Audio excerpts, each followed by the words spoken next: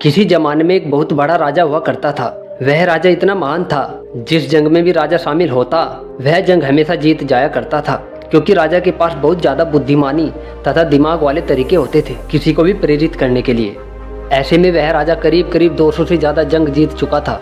इतने राज्य जीतने के बावजूद भी उस राजा को कहीं चैन नहीं आता था। वह सुख शांति के लिए इधर उधर भटकता ही रहता था। एक बार वह अपने मंत्री से पूछता कि मुझे सुख शांति चाहिए, हम इतने राज्य जीत चुके हैं लेकिन हमें फिर भी शांति नसीब नहीं होती, हमें क्या करना चाहिए।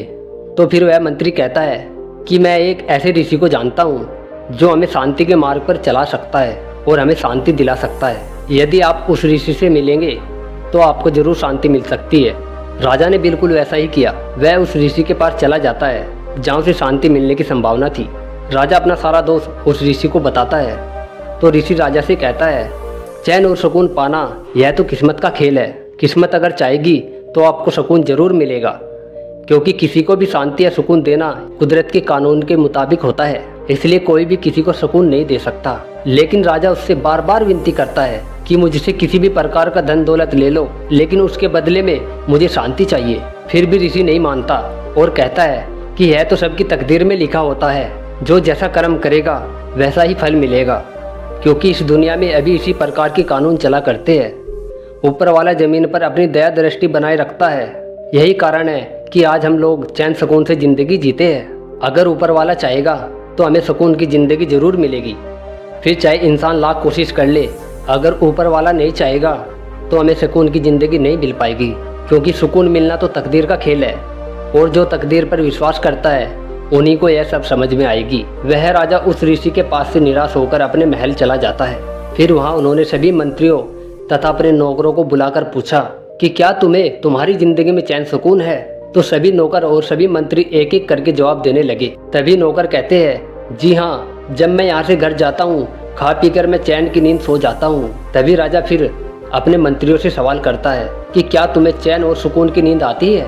तभी मंत्री कहते हैं कि हाँ, हमें तो कई बार काम कर लेने से ज़्यादा थकावट हो जाती है, जिससे मुझे घर जाते ही बिना खाए पिए ही नींद आने लगती है और मैं कई बार ऐसे ही बिना खाए पिए सो जाता हूँ।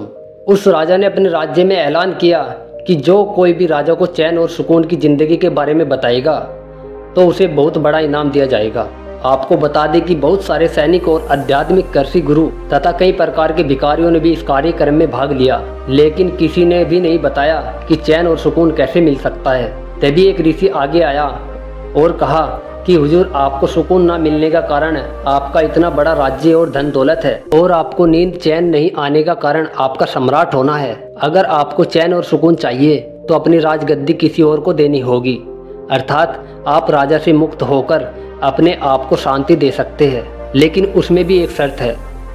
अगर आप राज्य छोड़कर कहीं और जंगल में अपनी जिंदगी गुजर बसर करेंगे तब तक आप इस राज्य से किसी भी प्रकार का कोई भी संबंध नहीं रख सकते, जो आपको किसी न किसी प्रॉब्लम के बारे में सुनने को अवश्य मिलेगा और आप उसकी चिंता करते हुए नजर आएंगे। राजा अगले दिन ऐसा ही करता है। वह अपनी राजगद्दी को अपने बेटे को सौंप देता है और कहता है कि बेटा, अब मुझे चैन सुकून की जिंदगी जीने दो, अब मैं राजा बनकर नहीं जी सकता। तभी वह राजा जंगल की तरफ निकल पड़ता है। बिल्कुल ही सुनसान रास्ता। वहाँ उन्हें एक ऋषि सिद्ध करते हुए दिखाई देते हैं, जो कि बहुत ज्यादा दिनों से तपस्या करके भगवान को मनाने का प्रयास कर रहा था। वह उसी जगह बैठ जाता है और वही ऋषि जो ध्यान पर बैठा था उसे निहारता रहता है। काफी दिन बीत जाने के बाद ऋषि का यज्ञ पूरा हो जाता है और उसका ध्यान टूट जाता है। उस ऋषि के ध्यान में उठने के बाद राजा कहता है कि आप इतने ध्यान लगाकर बिना किसी टेंशन में इतना अच्छा ध्यान कैसे लगा सकते हैं? क्या आपको कभी अपने जीवन या अपने परिवार वालों की चिंता नहीं होती? तभी वह कहता है कि जीवन की चिंता और परिवार की चिंता करना मैंने भगवान पर पूरी तरह से छोड़ दिया है और अब मैं वह अवस्था में अपना ध्यान लगाता हूँ। मुझे किसी भी प्रकार की कोई टेंशन नहीं होती, ना ही कोई चिंता होती है और मैं चैन सुकून से जीता हूँ। तो दोस्तों, आपको यह हमारी जानकारी कैसी लगी एक बार कमेंट करके जरूर बताएं। धन्यवाद।